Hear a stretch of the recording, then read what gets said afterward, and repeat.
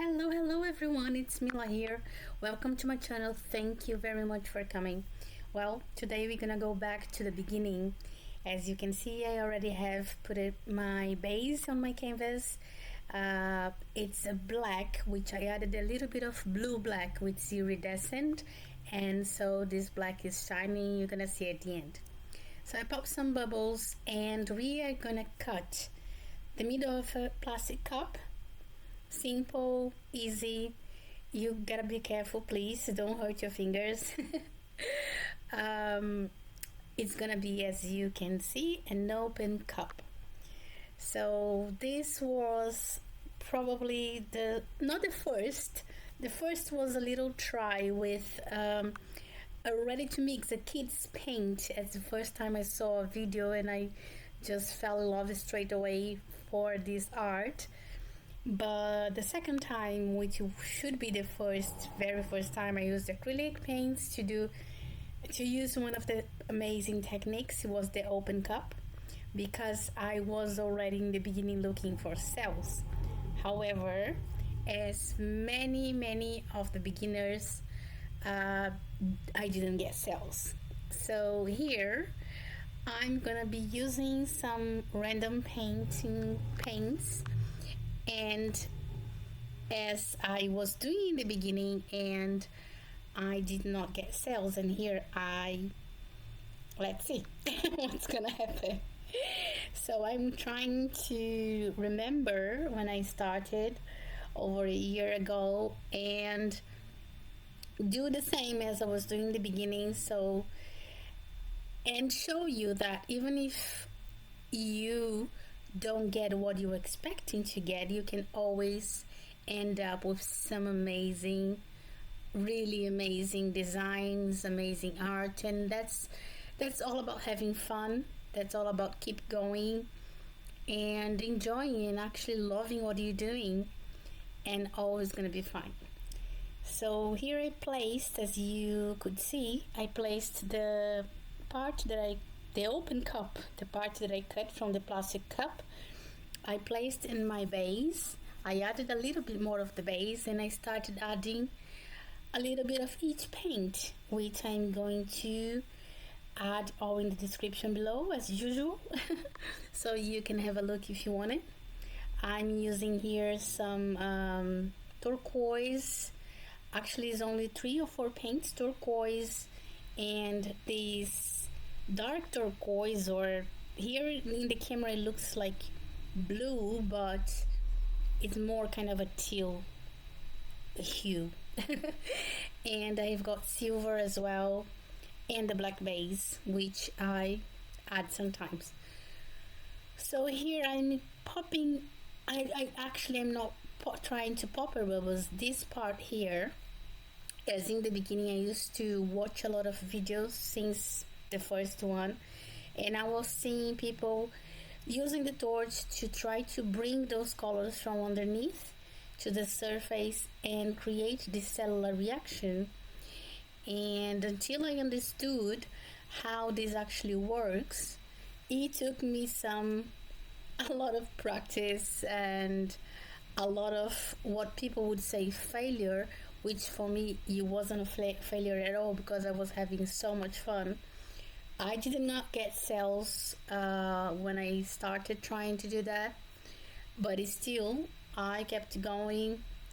And I'm gonna take my first painting, and I'm gonna try to add a picture of this first painting. And I used, as I said before, already mixed paint, but it wasn't acrylic. It was those paints for kids. This is what I had at the time from my daughter's school when she wasn't using it, and I took it and started putting the canvas and shooting. It was funny.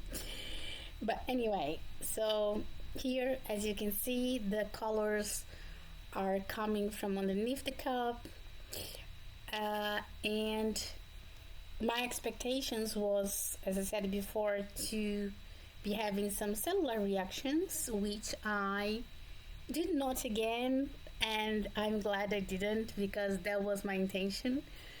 I really wanted to come back to the very beginning and show you that even without sales, and even if we expect something and it doesn't come, because it's very hard for you to fluid art. For me, I understand that it's very hard for you to picture something in your head and have exactly what you imagined. Sometimes you can, but it's really hard for that to happen, mostly until you get to understand all these chemical reactions and which type of paint to use, how to use the consistency of it, which technique to use, and all of this. So until you understand all of that, it's very hard for you to picture something and do it. But it's not impossible. We can always do that. So here, as you can see, I am tilting the canvas here and there. I actually had the cup got some pressure there in the canvas, and was moving the whole paint, even the base paint. So I kept tilting and moving and torching to see what I get from there. And this is actually what I really was doing in the beginning. And so here I decided to remove the cup and then really tilt this paint off, so I could start building up my composition and see which design I could get out of it. I actually chosen these blues, first of all, because blues and turquoises and these colors are my favorite colors. If you have seen my previous videos, you're gonna see me talking about this a lot.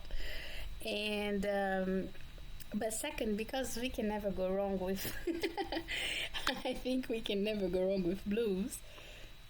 So, and as I was testing and trying to show you guys something, so I thought at least we could have some beautiful, nice paintings. Although I know everyone is different, everyone's taste is different. Maybe someone loves blue, but some people just don't, which is completely fine. So yeah. Here, so I torched it more. At the last time, it was more for the air bubbles, because I actually mixed this paint, not the paints, but mostly the base paint. I mixed that today, so it was full of air bubbles. But the paintings, it was here for about 3-4 days, I guess, mixed already, which is really, I tested as well, which is a really good tip. One of the things I learned, that mix your paint in advance, so you don't have so much of the bubble trouble. I used to joke with this is a bubble trouble. In the beginning, I had a lot of this bubble trouble. I had paintings that I loved it. It was completely abstract, nothing planned, no like not a specific design. It was really abstract, but I loved those paintings. But when the canvas, the painting dried, it was with so much mini holes there, and I was questioning, why is this mini holes here? Because I used the torch, I popped all the air bubbles, and actually I didn't, because I was mixing the paint and using it straight away and leaving a lot of paint in the canvas. So, and the paint was thick for certain things I was doing, so I got a lot of these mini holes from the air bubbles. And so I tried it by myself. I use now to mix paints in advance as much as I can, and the first time I tried, I was surprised. I mixed the paint with many days in advance, and then When I used it, I was blown away. Like, I was taking the torch to use it, and I was like, wow, I don't have bubbles. Oh, almost nothing. That was crazy. That was beautiful. That was awesome. So now I do that in advance, and I really like it. So here I am just tilting the canvas, trying to find which composition I like. To be honest with you, I actually liked uh, this black hole in the middle, but I ended up just tilting more and more, and finding a different composition, which I loved as well. And this piece is so shimmery because the base, which I told you, which I said before, there is a blue black from Pebble, and it is iridescent, and it has the shimmer. So the silver, there's a lot of silver there, which mixed with the other paintings, and so it's very shimmery, which I really loved. Um, so here in the tilting part, there is a one part there at the edge, very close to the blue painting, that I didn't like much, so I ended up scraping it off, but it was very quick, and I just scraped that off. I applied a little bit more paint, and that's it. It's done. And that's really fun as well about this fluid art, that you can keep playing while your paint is wet. You can keep playing and go around, and if there is something that you don't enjoy, you can just go there, scrape it off, and do it again until you get what you want. And even after, if you decided to do some embellishment, or decide there is something that is not really nice, you can just take your brush and go there carefully and have a little bit more fun, and that's it. You just have fun, you just enjoy. I enjoy the whole process. I don't know if you guys paint, and if you do, I really advise you, and this is from my heart, that when you paint, you go to paint, try to do that with no distractions. Just get your head out of everything else. Either you're going to mix your paintings, just stay there in the moment, mixing the paintings, seeing the colors. It's so therapeutic, so satisfying, so relaxing. Mix your paintings, and then more you do that, more ideas you're gonna have. Trust me. Don't have to worry about creativity. You don't have to worry about thinking about colors or whatever you're gonna use. It all comes because we all have inside of us this creativity.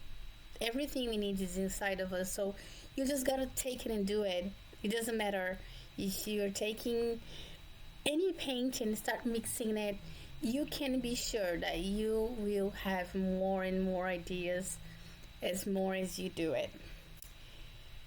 So back to the painting. Here you see I just stopped tilting my design, but I am scraping some more parts off because I wasn't liking the edge. It was fading now, but the way it was fading, I didn't like it. If it was kind of smoky or just shimmery, I think I would be fine, but it wasn't excuse me, it wasn't really nice. So I just scraped it, put more base paint, and that's it, and we're good to go. I'm just tilting to level, to have this paint leveled. When you tilt it and you level your painting, even when you're going to start or after, it helps you to check if you have too much paint in your canvas. It helps you to check if you have any lumps, anything that went there, any piece of paint or something, so you can go there with I don't know, toothpick or tweezers or something. Go there and pick it up and take it, because if you leave it, it's gonna dry, it's gonna stay there, you're not gonna like it. But if it happens, that's okay, don't feel frustrated, that's completely fine. Just move on, keep going, do another one. You're just gonna be fine. So here I'm just tidying up my sides, my edges. It's important you scrape underneath your edges, as you can see I'm doing now, because otherwise this paint that is dripping is gonna pull off your design.